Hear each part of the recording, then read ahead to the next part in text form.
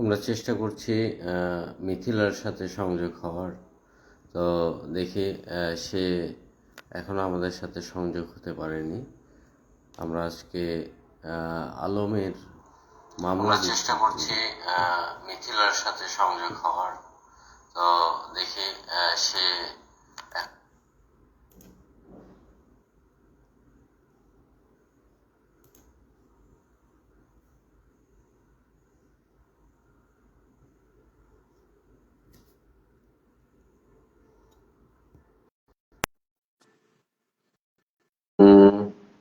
ইতিমধ্যে তিনি কানেক্ট হয়েছেন আমাদের সাথে। মিথিলা, আপনি শুনতে পাচ্ছেন? হ্যাঁ হ্যাঁ, আমি শুনতে পাচ্ছি। ভালো আছেন আপনি? আলহামদুলিল্লাহ। সংযোগটা আসলে বিচ্ছিন্ন হয়ে গিয়েছিল, যার জন্য আবারও সংযোগ সংযুক্ত হতে হলো। বলুন আসলে কি হয়েছিল, সর্বোপরি কি ঘটনা আমরা একটু জানতে চাই আসলে। আপনি এই প্রশ্ন একটা একটা করে, তাহলে আমার জন্য সুবিধা হয়। মূলত হচ্ছে যে আমরা দেখলাম যে আলমের যে মামলাটা হয়েছে, সে মামলা হওয়ার দীর্ঘদিন পরে কিন্তু কোর্ট থেকে তাকে গ্রেফতারি পরোয়ানা দিয়েছে। তারপরে আপনাকে মিডিয়াতে আমরা পাইনি কেন? প্রথম প্রশ্ন হচ্ছে এটা। শোনেন, প্রথম প্রশ্নটাই আপনাকে উত্তর দিই। মিডিয়াতে মানে কিছু থার্ড ক্লাস টোকাইদের সঙ্গে আমার মিডিয়াটা আমার শুরু হয়। মানে না বললে পারি না, যাদের সাথে যারা আমার সঙ্গে কথা মানে আমাকে যে এসে বলবে যে আপু ভালো আছেন, এই কথাটা বলার জন্য আমার কাছে পৌঁছাতে পারে না, তাদের মতো লোকের সঙ্গে আমার মিডিয়াতে পরিচিত হতে হয়েছে। এই জন্য মিথিলাকে প্রথমেই মনে করেন পচে গেছে যে কার সাথে আসলো, যাকে সামাজিক ভাবে মানে কোনো তাদের সম্মান নাই, কিছুই নাই। গেল, ভালো কথা। তারপরে কিছু কিছু ক্ষেত্রে এদের খোঁচাখুচিতে আমি কথা বলেছি, কিন্তু আমার ফ্যামিলির জায়গা থেকে আমি যে মেয়েটা, এখান থেকে এইভাবে আসা যায় না। কিন্তু এখন দেখবেন আমি আসি না। কারণ কি, এদের সঙ্গে আমি আর মেশি না, ওঠা বসা করি না। আমি আবার আমার পুরনো মিথিলায় আমার আমার কিছুদিনের জন্য স্মৃতি হারিয়ে গিয়েছিল, সেটা আবার ফিরে এসেছে যে আমি কে, আমি কার মেয়ে, আমি কাদের সঙ্গে মিশছি, কাদের সঙ্গে আমি দাঁড়িয়ে কথা বলছি। ও মাই গড, এটা আবার আমি মানে আছে না যে কথায় আছে না যে আপনার ওই যে সঙ্গ দোষে তাঁতি নষ্ট, একটা কথা আছে না? এখন সঙ্গদেশে অঙ্গ নষ্ট। হ্যাঁ হ্যাঁ হ্যাঁ, কি যেন একটা বলে। তা আল্লাহর মিডিয়া পাড়ায় সবাই জানে মিথিলাকে বলে যে রকম সবার মতো না। এতটুকু যখন এখন বলছে, ভবিষ্যতে আরো অনেক কিছু বলবে ইনশাআল্লাহ। আপনি তো আপনার বেশ কিছু ছবি আমার কাছে এসেছে। তো আমি যতটুকু দেখেছি আপনি একজন এলিট ফ্যামিলির মেয়ে। তো হঠাৎ আপনার সাথে হিরো আলমের কিভাবে পরিচয় হয়েছিল? আর আপনি বললেন যে আমাকে বিয়ে প্রলোভন দেখিয়েছে, আপনার মামলাতে উল্লেখ করা আছে। আমার মামলা সেক্ষেত্রে আছে, আজকে আপনাকে আমি শেয়ার করছি। একটু আমি আমি বলি, আপনার মামলাতেও বলা আছে এরকম যে আপনাকে বিয়ের প্রলোভন দেখাইছে, নায়িকা বানানোর কথা বলেছে। আসলে আপনার কাছে কি, আপনি যে ফ্যামিলির, সেখান থেকে মনে হয়েছে যে সে আপনাকে নায়িকা বানাতে পারবে বা সে একজন হিরো? এটা কি মানে আহ, আপনার কাছে মনে হয়েছে? না, এখানে আপনাকে আমি একটু খুলে বলি। জি বলুন। আমি একটা মেয়ে, আমার একটা সংসার ছিল। অনেক মেয়েরই সংসার আছে, তাদের সঙ্গে ডিভোর্স হয়ে গেছে, বিচ্ছেদ হয়ে গেছে। তাই সে একটা মেয়ের বিচ্ছেদের পরে কি সে অন্য কোনো সম্পর্কে যেতে পারে না? পারে না। হ্যাঁ। তিনটা বিয়ের পরেও যদি সে সংসার না টেকে, সে তো আবার ট্রাই করবে, তাই না? এখানে হয়েছে কি, আলমের সঙ্গে আমার প্রথম পরিচয়টা থেকে তখন আমি একটা বিজনেস পারপাসে ওনার সঙ্গে আমার পরিচয় হয়। এখন উনি তো ওনার কাছে যে আসে তাকে উনি গিভ এন্ড টেক বলে। আমাকে তো এই কথাটা বলতে পারেনি, কারণ আমি তো প্রথমে এসে উনি তো টিকটক ভিডিও বানায়, নায়িকা বানানোর কথা তো না। উনি জানতে পারে যে আমি বাইরে সেটেল হয়ে যেতে চাই, তখন উনি আমাকে বোঝায় যে বাইরে সেটেল হতে গেলে তুমি যদি কিছু মিডিয়ায় কাজ করো, প্রডিউসার হও, তাহলে তোমার বিদেশ সেটেলটা সহজ হবে। তখন আমি চিন্তা করলাম কি, দুই একটা কাজ করব, টাকা ইনভেস্ট করব, দুইটা একটা সিনেমা প্রডিউস করলে তো তাহলে আমার প্রডিউসার তকমাটা হয়ে যাবে। তাহলে কি হলো, আমি বিদেশে সেটেলটা ভালোভাবে হতে পারবো। এটাই হচ্ছে রিজন ছিল। এখন মামলায় তো এত কথা লেখা যায় না, যে নায়িকা বানানোর কথা বলে। তারপরে ওনার সঙ্গে আমার মানে উনি আমাকে নিয়েই পড়েছিল। একটা কথা কি ভাই, ভালো তো আর এখন তো আপনাকে আমি যদি বলি যে আপনার কাছে কি মনে হয়েছিল যে সে যে কথাগুলো বলেছে সেটাতে আপনার উপকার হবে বা আপনি বিদেশ যাওয়ার জন্য ভালো কিছু হবে? কিছু টাকা ছিল, আমার এক্স হাজবেন্ডের কিছু জমি বিক্রি করার টাকা ছিল আমার কাছে, আর কিছু ক্যাশ ছিল। আমি চিন্তা করেছিলাম কি, এটা রোলিং করি, আমি তো একা একটা মেয়ে, তাহলে আমি কাজটা করি, কিছু ইনভেস্ট করি। উনি প্রথমেই ওনার ওই যে কি সিনেমার কিছু কাজ ছিল, লাস্ট যে একটা শুটিং এ ওনার যে ডিরেক্টর, সেও হুম, হুম। জানে আমার কাছ থেকে টাকা নিয়ে সে শুটিং এ গেছিল, রংপুরে শুটে গেছিল আমার কাছ থেকে টাকা। তারপরে হচ্ছে আপনার, তারপরে পার্ট বাই পার্ট টাকা নিয়েছি আমি। কি ওনার যে 15 বছরের যে অ্যাসিস্ট্যান্ট ছিল পরাণ সরকারের হাতেও বাসায় পাঠিয়েছে, টাকা দিয়েছি। আমি প্রত্যেকটা ডকুমেন্ট দিতে পারবো, কারণ সবকিছু আমাকে বলবে। আরেকটা কথা বলছি উনি মাঝে, যে আমার ইনকাম সোর্স কি, আমার ইনকাম সোর্স নেই, আমার জমি জমা, আমার এক্স হাজবেন্ডের আমাকে কিছু প্রপার্টি দেওয়া, সেই প্রপার্টি বিক্রি করা আমার সলিড টাকা, আমার কোনো হুম, হুম। অন্য পথের কোনো টাকা না।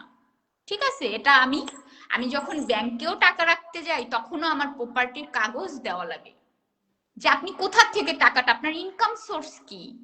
ঠিক আছে, আচ্ছা। মানে মূর্খরা। উনি যে আমাকে যে টাইপের কথা এই পর্যন্ত উনি বলে, শোনেন আমি যে কথাগুলো বলি না, আমি প্রত্যেকটা কথা প্রমাণ দিতে পারি। কিন্তু উনি হচ্ছে মনে করে কি মুখ দিয়ে একটা কথা, আমি আরো অনেক মামলা দিতে পারি। উনি যে এই যে আমাকে নিয়ে ইনকাম সোর্স নিয়ে উনি প্রশ্ন তুলেছে, ওনার আগের কি কার, ওনার কোন ওয়াইফ কিভাবে ইনকাম করেছে, এগুলো আমার জাস্ট আমার এগুলো ম্যাটার করে না। কিন্তু উনি ভালো করে জানে যে আমার ইনকাম সোর্সের দরকার নেই। আমি যে ফ্যামিলি বিলং করি, আমার এক্স, আমি যে টাকাটা পেয়েছি, আমার অন্তত পক্ষে ওইসব দরকার নাই। আমি মিথিলা চোখ বন্ধ করে শুয়ে থাকলেও আল্লাহর রহমতে কোনো ইনকাম না করলেও চলবে। এটা উনি জানেন। এটার উপরে আমি ওনার নামে মামলা করতে পারি। আমি মিথিলা খান একটা সিগারেটের গন্ধ সহ্য করতে পারি না, সে আমাকে অনেক নানান ভাবে অনেক কিছু বলেছে, এটার উপরেও আমি ওনার নামে মামলা দিতে পারি। এটা উনি যে কথাগুলো বলে, মেডিকেল টেস্ট করুক আমাকে, যে আমার শরীরে এই রং চা ছাড়া কোনো নেশাদ্রব্য পাওয়া যায় কিনা। কিন্তু বুঝতে আপনি ইয়াবা সেবন করেন, উনি তো বলছে যে বাবা খোর, বিভিন্ন সময় আমরা কথা শুনেছি। এরপরেও আমার অনেক অ্যাকশন নেওয়া আছে। উনি শোনেন একটা কথা কি, মিথিলা চুপ করে শুনে আস্তে আস্তে করে আগায়। আমি আগাই আইনের পথে, বেআইনি পথে না। আর ওনারা আগায় বেআইনি পথে। ঠিক আছে। ইতিমধ্যে আমাদের সাথে অনেকেই সংযুক্ত হয়েছে। আমি দর্শকদের উদ্দেশ্যে একটু বলে রাখি যে আজকে আমাদের সাথে লাইভে সংযুক্ত আছেন মিথিলা, যিনি হিরো আলমের আহ, হিরো আলমকে মামলা দেওয়ায়, যার মামলাতে গ্রেফতারি পরোয়ানা হয়েছে। আপনারা দেখছেন যে তিনি এই মুহূর্তে কথা বলছে। ইতিমধ্যে অনেকে আবার কমেন্ট করেছে, কেউ লিখেছে কি ভাব নিয়ে কথা বলে। হ্যাঁ, আবার আরেকজন লিখেছে নীরব, কেমন আছেন? হ্যাঁ। আহ, তারপরে আরেকজন লিখেছে আসসালামু আলাইকুম, সালাম জানিয়েছে। আমরা সালামটি নিলাম, ওয়ালাইকুম আসসালাম। আপনাদের যদি, দর্শকদের উদ্দেশ্যে বলে রাখি যে আপনাদের যদি কোনো প্রশ্ন থেকে থাকে তাহলে অবশ্যই আমাদেরকে জানাবেন। বিশেষ করে আজকে আমরা জানতে চাই যে আসলে সেই সময় আমি দেখেছিলাম যে বগুড়ার শহীদ জিয়াউর রহমান মেডিকেলের একটি জায়গায় যে ভিডিওটি কয়েকদিন পরে হয়তো আমি আপনাদেরকে দেখাতে পারবো, সেই সময় যে অসুস্থ অবস্থায় ছিল। আর মিডিয়াতে যে ফুটেজটি এসেছে সেই ফুটেজটি আসলে আমারই করা ছিল। এবং আরো আমি যেটা দেখেছি নিজের চোখে যে তিনি মুমূর্ষু অবস্থায় হাসপাতালে পড়েছিল, তার সঙ্গে একজন মহিলা ছিল। সেই মহিলাটি কিন্তু তাকে মেন্টালি সাপোর্ট দেওয়া বা তার সেবার জন্য ছিল, আমরা দেখেছি। সবকিছু মিলিয়ে আসলে আমার প্রশ্ন হয়তো করতে হবে বিধায় আমি করব, কিন্তু আপনাদেরও জানার আগ্রহ থেকে আমার প্রশ্নগুলো হবে। কিন্তু আমি দেখেছি আসলে তার উপরে কি নির্যাতন গুলো হয়েছে। তো সবচাইতে বড় ব্যাপার হচ্ছে উম আম, বলি আরেকজন ইতিমধ্যে কমেন্ট করেছে যে মিথিলা আপু অনেক ভালো মনের মানুষ, আজকে আপুর সাথে দেখা হয়েছে স্কয়ারে। গিয়েছিলাম, আমি একজন, হ্যাঁ, আপনি মনে হয় আজকে ডাক্তারকে দেখাতে গিয়েছিলেন কি? গিয়েছিলাম। হুম। হ্যাঁ, আচ্ছা। আম, উম, পলাশ পুষ্প একজন কমেন্ট করেছে, এই পাগলি কথা কে শোনে। আচ্ছা আচ্ছা। উনি ওনার মনের অভিব্যক্তি প্রকাশ করেছে। হুম। আসলে একজন মানুষের আমি আপনাদের উদ্দেশ্যে একটু বলে রাখতে চাই যে প্রত্যেকটা মানুষেরই আইনি অধিকার পাওয়ার সুযোগ আছে, পেতে পারে। কিন্তু তার সাথে যদি অন্যায় হয়ে থাকে তাহলে অবশ্যই সে সাজা পাবে। এটাই হচ্ছে বড় কথা। এখন বিষয় হচ্ছে মিথিলা, আপনি কি যেন বলতে চেয়েছিলেন? আমি বলতে কোথায় আমার, হ্যাঁ, যখন তার বাবা জি, হুম হুম, নিউরোসাইন্স হসপিটালে 32টা দিন ছিল, তখন হুম। মিথিলা নেশাখোর ছিল না? 32টা দিন যারা নেশা করে তারা হসপিটালে কিভাবে থাকলো 32টা দিন? অল টাইম তার বাবা প্যারালাইজড ছিল, অল টাইম 24টা ঘন্টা তার বাবার সঙ্গে থাকা লাগতো। ও সাইকো হয়ে গেল, তার বাবা 15 তারিখ মারা গেল, 21 তারিখ থেকেই মিথিলা সাইকো হয়ে গেল? মিথিলা শুধু বলেছিল কি যে পেপারস করেন, আমি প্রেগনেন্ট, আমার বাচ্চার একটা পরিচয় দরকার। তখন কি করলো? পিটাতে পিটাতে আমার ব্লিডিং হয়ে যায়, তখন তারই এলাকায় হসপিটালে নিয়ে ডিএনসি করায়। এখন ডাক্তাররা বলে আমরা শরীরের দাগ পাইনি। আচ্ছা, আমি তাদের সঙ্গে গিয়েছি হসপিটালে, তখন তো আমার মামলা করার মতো কোনো মন মাইন্ড ছিল না। ঠিক আছে, অ্যাক্সিডেন্টলি হাজবেন্ড মেরেছে, বাচ্চাটা নষ্ট হয়ে গেছে, আমি তো যে শরীরে ব্যথা নিয়েও কিন্তু আমি ডাক্তারকে বলছি না যে আমার হাজবেন্ড আমাকে মেরেছে। আমি আমাকে মারার পরে কিন্তু আমার ব্লিডিং হয়ে যায়, তারপরে আমার ডিএনসি হয়। ডিএনসি হয়ে বাড়ি আসার পরে যে অত্যাচারটা তার ফ্যামিলির লোক আমার সাথে করে, তারপরে যে আমি জিয়া মেডিকেলের অবস্থাটা তো আপনার কাছে ভিডিও আছেই, আমি ঘাড় উঁচু করতে পারতাম না 2 মিনিটের জন্য। আমার এই ঘাড়ে লাথি মেরেছিল, মাজায় লাথি মেরেছিল। ও কিন্তু আমাকে রক্তাক্ত করেনি, মাজা লাঠির চোটে আমার বাচ্চাটা নষ্ট হয়ে যায়। একটা বাচ্চা নষ্ট হতে গেলে একটা মানুষের উপরে কতটা মারা লাগে তাহলে বুঝুন। আমি শুধু সেন্সলেস হয়ে পড়তাম, এখনো পর্যন্ত কিন্তু আমি একটু স্ট্রেস নিতে পারি না, আমি সেন্সলেস হয়ে যাই। বুঝতে পেরেছেন? আপনি যখন ফুটেজ, আমার চেহারা কি হয়ে গেছিল, আমার কোনো আত্মীয় স্বজন চিনতে পারেনি যে ওটা আমি। এখনো পর্যন্ত আমি পুরনো মিথিলা, 2 বছর আগের মিথিলা হইনি। আর এই 10 মাস আগের যে একটা বছরের ভিতরে আমাকে শেষ করে দিছে, শেষ করে দিছে। আমার টাকা পয়সা, আমার সম্মান, আজও পর্যন্ত সে আমার সাথে এখনো তার মামলা উঠানোর কথা বলছে, আজও, আজকেও। হ্যাঁ, পরে মীমাংসা করব। মামলা কিসের মীমাংসা রে? 10 মাসে যে মীমাংসা করতে পারলো না। আমি মিথিলাসকে মিডিয়ার সামনে বলছি যে আমি ফেলে দিয়েছি। আজকে আপনাদের সবার সামনে আমি বলছি, আলম কোনোদিন আমার জীবন, ওর শাস্তি হতে হবে। কারণ কি, ও আমার মতো একটা ভালো মেয়ের সাথে প্রতারণা করেছে, ও শাস্তি পেতে হবে। আমাকে চ্যালেঞ্জ দিয়েছে আজকেও যে তুই কিছু করতে পারবি না। ওই ফেরাউনও চ্যালেঞ্জ দিয়েছিল, ওর হাঁটু হাঁটু জলে আল্লাহ তাআলা বলেছিল এতবার, ভালো না, ও মানে না কাউকে। তা শোনেন, ও অনেক মেয়ের জীবন নষ্ট করেছে। আজকে ওর জীবনে শোনেন, পতন কিন্তু একজন, আগে যারা ওর সাথে পারেনি, কিন্তু আমি, আমার পথটা এরকম সোজা, যত কাটাই বিছাক আমি বেঁকে যাব না, ইনশাআল্লাহ, ইনশাআল্লাহ।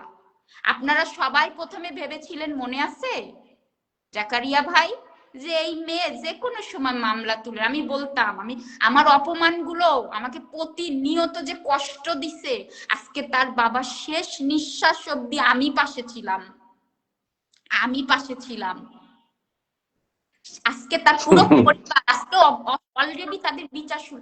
তার মা আমাকে যে গালি দিছিল, আজকে সে ফুলে উঠেছে, সে পচে যাবে ইনশাল্লাহ।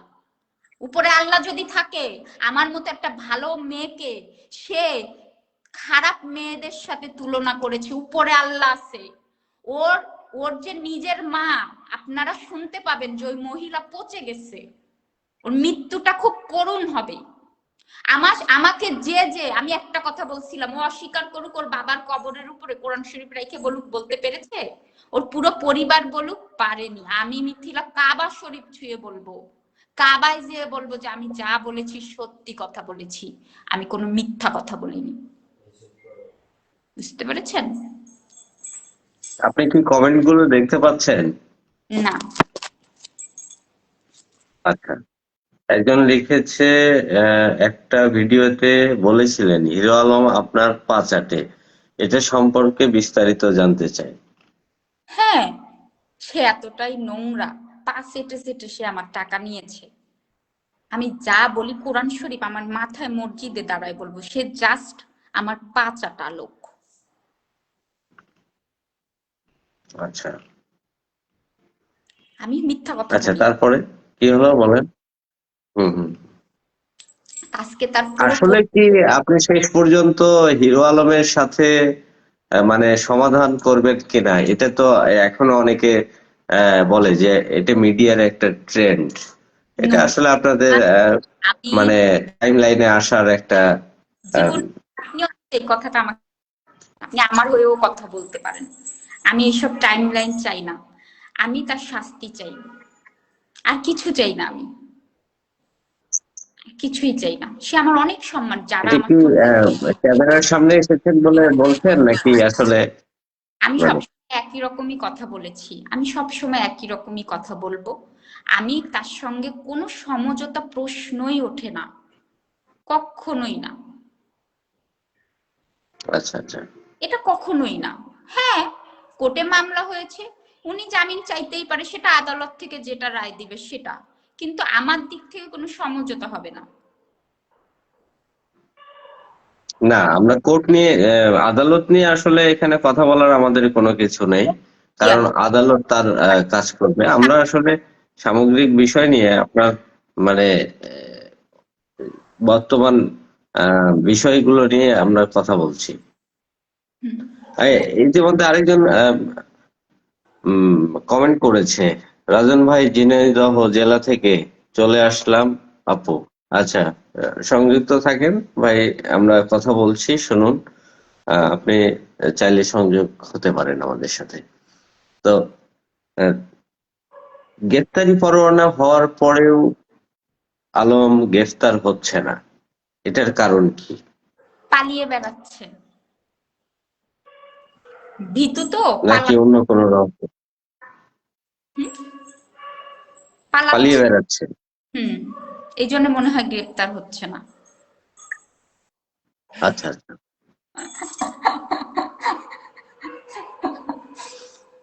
পালাচ্ছে।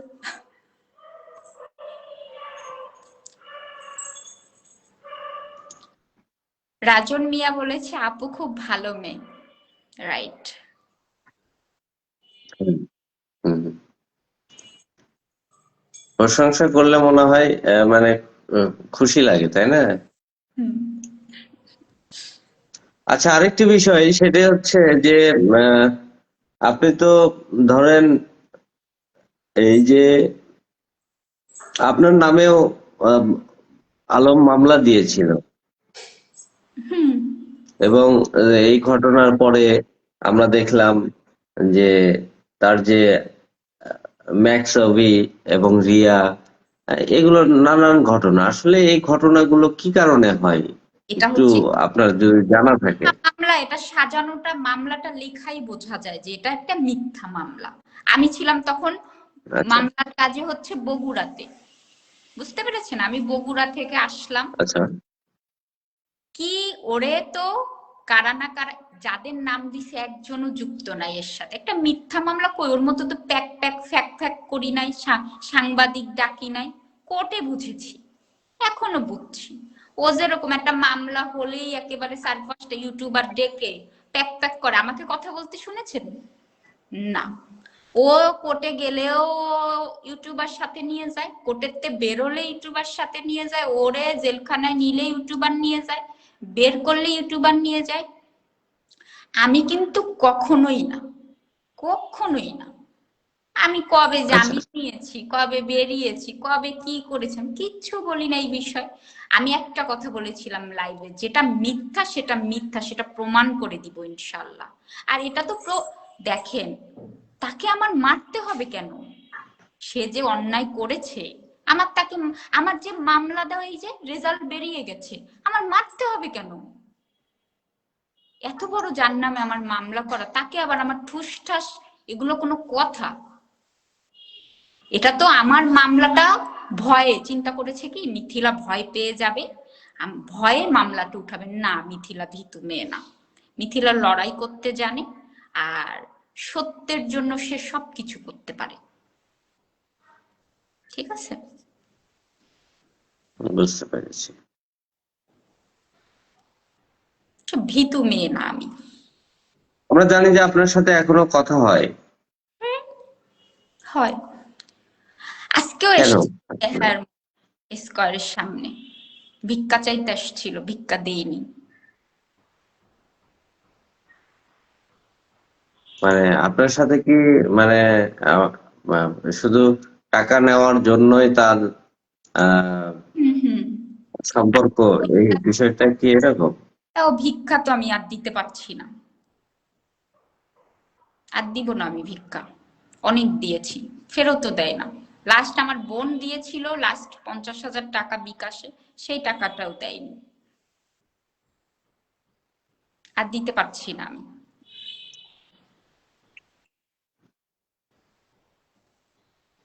এখন এই যে সে যে গ্রেফতার হচ্ছে না, এ নিয়ে কি আপনার কোনো অভিযোগ অনুযোগ আছে কিনা? আমার তার নামে গ্রেপ্তারি পরোয়ানা, সেটা হচ্ছে পুলিশ তো তার কাজ করবে। এখন আসামি যদি পালায় হ্যালো। বেড়ায়, সেটা তো এখানে তো আর আমি কিছু হুম। বল, আমি কি বলবো? আমি তো কোর্টের কাজ করে এসেও তো আমি কিছু বলি নাই। তারা বলছে আমি প্রমাণ করতে পারি না, এই পারি না, সেই পারি না।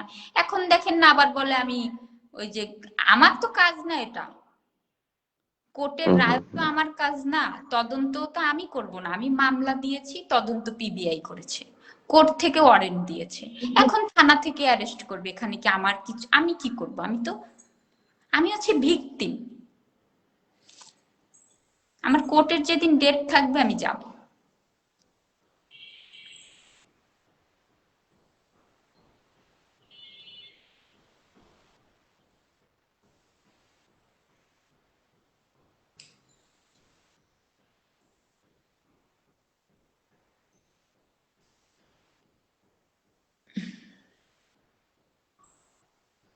হ্যাঁ, বলুন, তারপর?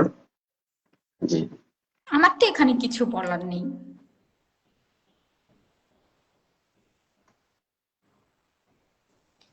তাহলে পুলিশ বা আপনার এই ধরনের কোনো মানে কারো উপর আক্ষেপ নেই যে তাকে এখনো গ্রেফতার করা হচ্ছে আমি না? সবার উপরে, আমি মানে আমার বাংলাদেশের আইনের উপরে আমার খুব সম্মান। বুঝতে পেরেছেন? সাংবাদিকতা, এটা আমি বুঝতাম না, আমার খুব কষ্ট ছিল, কিন্তু এখন বুঝেছি। ইউটিউবার আর হুম। সাংবাদিকের হুম। ওটা বুঝেছি, যে আসলে যারা সাংবাদিক তারা হচ্ছে রাইট নিউজটা করে। সেটা আমার মামলা যেদিন ওয়ারেন্ট হলো সেদিন বুঝতে পেরেছি, যে ইউটিউবাররা যা পায় ভিউ কামানোর জন্য ছেড়ে দেয়, কিন্তু প্রকৃত যে সাংবাদিকতা পড়াশোনা করে একটা চ্যানেলের সাংবাদিক, সে কখনোই ভিউর চিন্তা করবে না, তার হচ্ছে সত্যি নিউজ করবে। বুঝতে পেরেছেন? যেরকম আপনার আরটিভি করেছে, তারপর হচ্ছে বাংলা ভিশন করেছে, এনটিভি, আরো হ্যাঁ, অনেক। মোটামুটি বাংলাদেশের প্রথম শ্রেণীর যারা টেলিভিশন এবং অনলাইন মিডিয়া রয়েছে, সবাই এই আপনার এটা করার পরেও এই নিউজটা আমার মামলা করেছে। রিপোর্টটা দেখে কিন্তু নিউজটা হয়েছে। ও হুম 3-4টা ইউটিউবার ডেকে উল্টাপাল্টা কথা, মানে হুম কোনো ভিত্তি নেই, শুনে তারা কিন্তু ছেড়ে দিছে। কোনো তারা মানে যারা এগুলো ছাড়ে ইউটিউবার, এরা আসলে কোনো মানে এরা বোঝে, এরা হচ্ছে কি জানেন, ওই কিছু আছে না ইউটিউব চ্যানেল খুলে নায়ক নায়িকা সাজে, আর এরা ইউটিউব চ্যানেল খুলে সাংবাদিক সাজে। বুঝতে হুম পেরেছি, হুম। এদেরকে আমি তীব্র নিন্দা জানাই। কিন্তু না, আমি ইউটিউবার কন্টেন্ট ক্রিয়েটার একটা বিষয়, আর আরেকটা বিষয় হচ্ছে সাংবাদিকতা। সাংবাদিকতার অনেক রুলস থাকে, এথিক্স থাকে। যাই হোক, আমরা এখানে যেহেতু ওই বিষয় নিয়ে কথা বলছি না, এটা আহ কথা না আমি বলাটাই ভালো। বলি, একটা ফার্মেসিতে যেয়ে বলবেন ব্যথার ওষুধ দেন, দিয়ে দেয়। মাথা ব্যথা করছে, অমুক ব্যথা করছে, দিয়ে দেয়। কিন্তু আপনি একটা ডাক্তারের কাছে যাবেন, সে আগেই আপনার রোগগুলো শুনে টেস্টে পাঠাবে, রিপোর্ট দেখে তারপরে কি করবে, আপনাকে মেডিসিন লিখবে। তা ইউটিউবাররা হচ্ছে কি জানেন, ডাইরেক্ট শুনেই নিউজ করে দেয়। আর যে সাংবাদিক, সে জিনিসটা দেখে, প্রমাণ দেখে, তারপরে নিউজ করে। সেটা এখন তথ্য আমি প্রমাণের ভিত্তিতেই, হ্যাঁ, আসলে সংবাদটা আর আর পরিবেশন করা। কি দেখে জানেন, তথ্য প্রমাণ, লিগ্যাল সাক্ষী। আজকে আপনি একটা মানুষ যে একটা মামলা দিলেই কিন্তু ওয়ারেন্ট, বিষয়টা কিন্তু এত সহজ না। আজকে 9 মাস পিবিআই তদন্ত কিন্তু একটা ছোটখাটো কথা না। পিবিআই তদন্ত, কাগজটা দেখেই ওয়ারেন্ট হয়ে গেছে। বুঝতে পেরেছেন? এখন আপনি আহ, আহ, ভবিষ্যতে এই মামলার সমঝোতা করবেন কিনা? না, আমরা যতটুকু জানি যে মামলার অনেক ভয়াবহতা রয়েছে, বা অনেক সাজার ব্যাপার স্যাপার আছে। শেষ পর্যন্ত আপনি সমঝোতা করবেন কিনা, বা রমজান কখনো আমি রমজান একত্রিত হবেন কিনা? আসছে, আল্লাহর কাছে দুহাত তুলে একটা জিনিসই চাবো, এই মামলা সর্বোচ্চ শাস্তি যেন আল্লাহ তুমি দিয়ে দাও। আমার আমার এমনি জানেন, যেদিন অরেন্ট হয়েছে ওই দিনই আমার বুকের ভেতরে একটা পাথর ছিল, ওটা সরে গেছে। আমি ঘুম হয় আমার এখন। আমি মানে আমাকে যে প্রতিনিয়ত টর্চারটা করেছে, যে অপমান, ওইগুলো আমার মনে পড়তো। আমি কখনোই সমঝোতা জিনিসটা আমি আসবই না। সে সেও বাংলাদেশের আচ্ছা। নাগরিক, আমিও বাংলাদেশ, সেও জামিন নিতেই পারে। আমার এখানে কোনো বক্তব্য নাই। আমি ওরকম মূর্খ না যে বলবো কেন হলো কেন না হলো, এইসব কথা আমি বলতে যাব না। আমি তো মূর্খ মেয়ে না, সেটা আদালত বুঝবে। আইনের ধারা ছাড়া তো আর তারা কিছু করবে না, তাই না? ওটা নিয়ে হুম। আমার কোনো আক্ষেপই নাই। তার জামিন হলো বা সে জেলে গেল, এখন সে পালিয়ে বেড়াচ্ছে ভীতু। বুঝতে পেরেছেন? এই দিক থেকে আমি ম্যাক্স ছবিকে মানে ধন্যবাদ। ওর যখন আপনি কি বলতে চাচ্ছেন যে সে সাহসিকতার সাথে এসে ধরা দিবে, পুলিশের কাছে স্যালেন্ডার করবে, আপনি এটা চাচ্ছেন? অবশ্যই এটা তো করা, সে যদি দূরে পালায় যায়। এই যে ম্যাক্সবিন নামে একটা মিথ্যা মামলা দিছে, ওকে আমি রিয়েল হিরো বলবো। মিথ্যা মামলায়ও কিন্তু সে ভয় পায়নি। আর যে নামের পাশে হিরো লাগিয়েছে, সে পালাচ্ছে। বুঝতে পেরেছেন? এটি কি বাংলা ছবির মতো? হ্যাঁ, পালাচ্ছে। সে ভিকটিমের পিছন পিছন ঘুরতেছে, আমার কাছ থেকে টাকা নিয়ে আমার মামলা জামিন করতে চায়, জানেন? সে তার আচ্ছা। নিজের সন্তানটাকেও ছেড়ে দেয়নি। নিজের সন্তানটার মাথা ব্রেন, মানে ব্রেন, ওই যে অপারেশন করার কথা বলে আমাকে, আমি কালকে সারা রাত আমি কান্না করেছি। মেয়ের কথা মিথ্যা বলে সে এটা করতে চেয়েছে। হুম। আহ, আজকে আমরা শেষ করতে চাচ্ছি। হয়তো আরেক সময় আপনার সাথে কথা বলবো, যদিও অনেক সময় কথা বললাম। হয়তো শেষ কিছু কমেন্ট গুলো আমি পড়তে চাই, যদি কারো কোনো ইয়ে থাকে। আমি লাইলা প্রেমিক ডিজে শাকিল, আচ্ছা, কমেন্ট করেছে। আচ্ছা, আপু তুমি খুব ভালো, তোমার আহ মন খুব ভালো, তোমার গলায় সুর খুব ভালো, তোমার ভিডিও খুব বেশি ভালো, তুমি আমাদের ঝিনাইদহ জেলার মানুষের কাছে আরো অনেক বেশি ভালো আপু। এটা রাজন মিয়া লিখেছে। পুরো আরেকজন লিখেছে আল্লাহর হাই। রহমতে একটা আচ্ছা, আলাদা হয়ে গেছে। আরেকজন লিখেছে আলম ভালো না, আলম খুব পচা, আলমের চেয়ে রাজন ভাইয়ের কাছে ভালো লাগে না। আচ্ছা, এটা হয়তো পরিচিত কেউ। উম উম উম, উম, আরেকজন লিখেছে সুজন রহমান, এই মেয়েটা কি হিরো আলমের নায়িকা?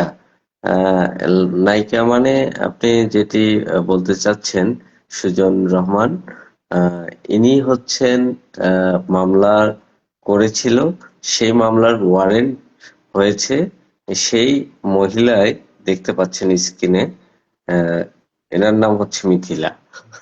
এনার মামলাতেই হিরো আহ, হিরো আলমের আহ, আশরাফুল আলমের গ্রেপ্তারি পরোয়ানা হয়েছে। সব মামলায় হচ্ছে উনি আমি সত্যি। আশা করি আপনাকে বোঝাতে সক্ষম হয়েছি। ধন্যবাদ।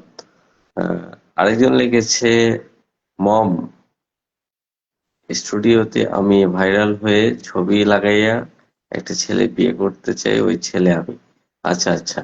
ওই যে আহ, এই যে শাকিল, ওই যে লাইলা হ্যাঁ হ্যাঁ হ্যাঁ, শাকিল, হ্যাঁ চায়, হ্যাঁ। লাইলা করতে চায়। আচ্ছা, আহ, ইতিমধ্যে অনেকেই কমেন্ট করা শুরু করেছে। আসলে আমরা মানে চেষ্টা করছি যে অনেকের কমেন্ট গুলো নিয়ে পড়ার চেষ্টা করলাম। তো অনেক এত কমেন্ট আসছে আসলে বলার মতো না। হ্যাঁ, তো সবচেয়ে বড় ব্যাপার হচ্ছে যে আপনি যদি, আপনার সাথে যদি অন্যায় হয়ে থাকে তাহলে আমরা যারা সাংবাদিক রয়েছি তারা অবশ্যই আপনার পাশে থাকবো, এবং ইনশাআল্লাহ।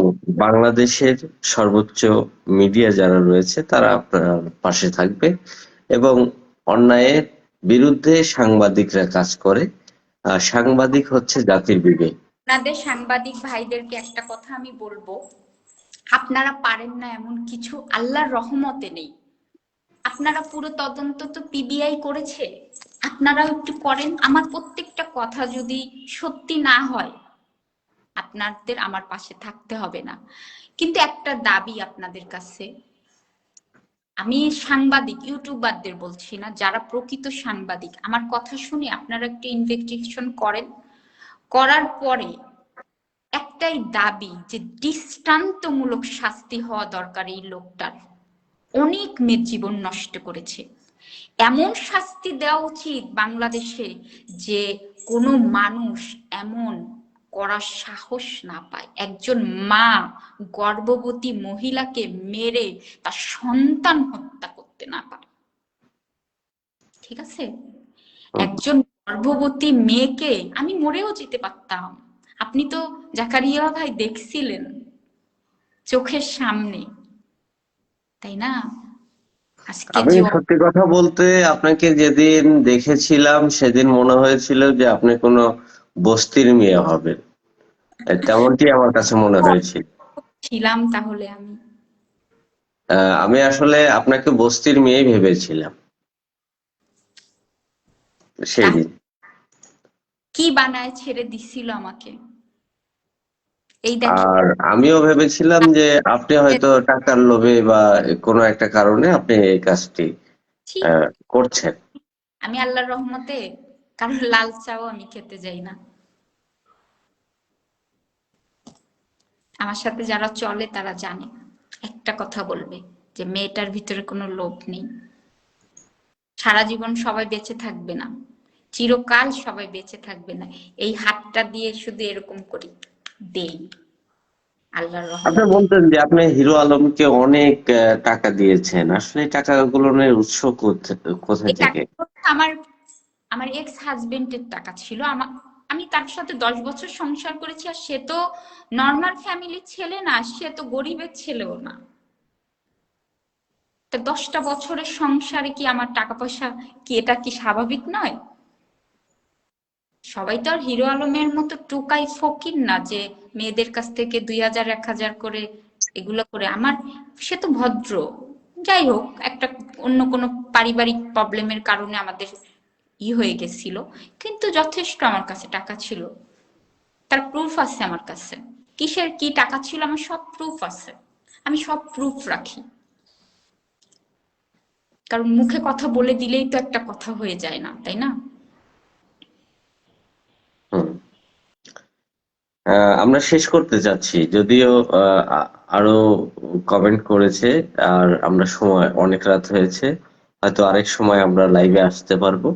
তো সবকিছু মিলিয়ে শেষ করতে চাই আহ, যে এতক্ষণ যারা এই আজকে লাইভে মিছিলার সাথে কথা শুনলেন হিরো আলম বিষয়ে, তো আমরা আগামী দিনে হয়তো আরো বেশ কিছু, হঠাৎ করে আসলে লাইভে আসে, আমি অনেকদিন হলে তার সাথে যোগাযোগ করার চেষ্টা করছিলাম, আজকে হয়তো পেয়ে গেছি, এই আমি জন্য তো রাতেই লাইভে আসলাম। তো আহ, সবাইকে ধন্যবাদ জানাতে চাই এত রাতে আমাদের সাথে লাইভে থাকার জন্য। সেই সাথে আহ, আগামী দিনে অপেক্ষায় রইলাম এই মামলার কি হয়। যদিও গ্রেফতারি পরোয়ানা হয়েছে, আহ, আর মিথিলার কোনো অভিযোগ নেই না, হিরো আলমের গ্রেফতার না হওয়া নিয়েও। তো আসলে মনে হয় যে আমরা যেটা দেখতে পাচ্ছি যে আগামী দিনে মিথিলা এবং হিরো আলম আবারও একত্রিত হতে পারে, এমনটি বোঝা যাচ্ছে। সবার জন্য শুভকামনা জানিয়ে এখানে শেষ করছি। আহ, এরকম কিছুই না, কখনোই না। হতেও পারে। সারা জীবনে একা থাকবো, লাইফে কোনোদিন আর পুরুষ মানুষকে বিশ্বাস করি না। পুরুষ মানুষ ছাড়া চলা যায় না। তো আমরা আর কথা না বাড়াই, আজকের মতো এখানে শেষ করি। সবাইকে ধন্যবাদ। আল্লাহ হাফেজ, শুভরাত্রি। আল্লাহ হাফেজ।